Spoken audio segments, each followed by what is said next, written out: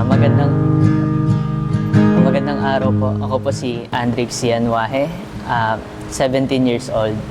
And simula bata po ako, exposed na po ako sa simbahan sa mga mga gawaing ganito. Pero siguro kung sa pagkilala kay Lord, siguro po nung po ako, 11 years old, medyo on and off din po kasi ako sa sa simbahan din po kasi.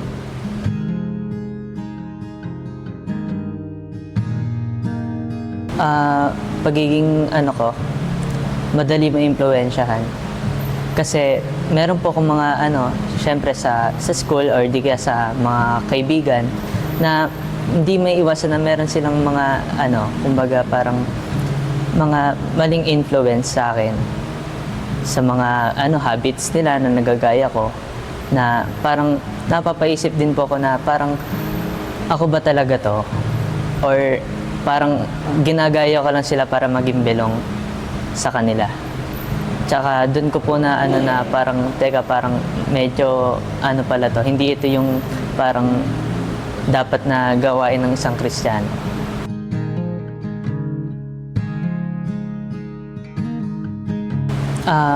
Nakilala ko po si Jesus. Well, since bata pa naman po ako, nasa church na po ako, pero yung sasabihin ko pong kilala ko po siya, siguro po medyo nung na ako, mga teenager, around 16, or 14, 15 yan.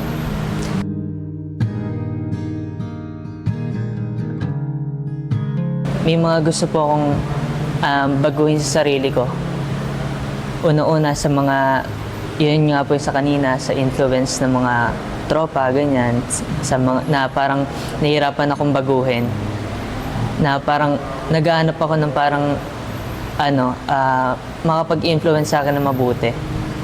And nung time din po na after po nung sa nangyari sa ate ko, kasi yung ate ko po is nagkasakit, and matagal din po ako hindi nakapagsimba nun since nag-aalaga po kami sa ate ko na may sakit. And after niyo pong mamatay na gano'n, nag-try po kaming bumalik sa church. Paumpisa po kami ng ng ministry. And sa naman po, in God's grace, eto, nandito pa rin po ako.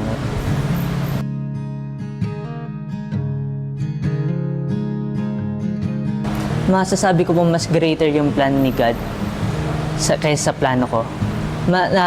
Naranasan ko po ito nung recently lang po, kasi nung time po na graduating po ako as senior high, na papaisip po kami saan namin kukunin yung kung hingi ng tulong para sa pagpapaaral sa college. Tapos ang plano ko po kasi talaga dati is applyan ko po lahat. Ang nangyari po, isa lang po na applyan ko. And sa awa ng Diyos, nakapasa po ako doon sa may isang scholarship na yan, kahit isa lang po yung in-applyan ko.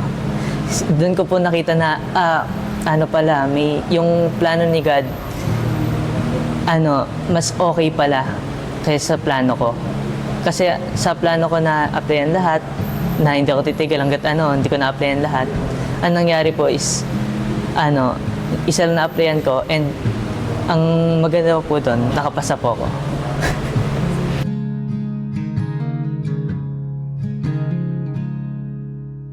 Sa mga first time na attend, ang masasabi ko lang po is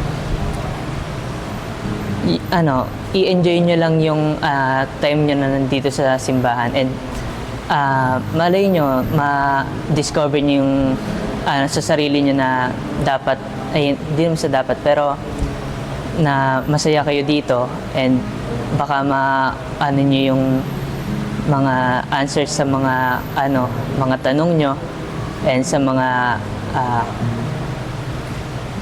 mga situation na kinalalagyan nyo.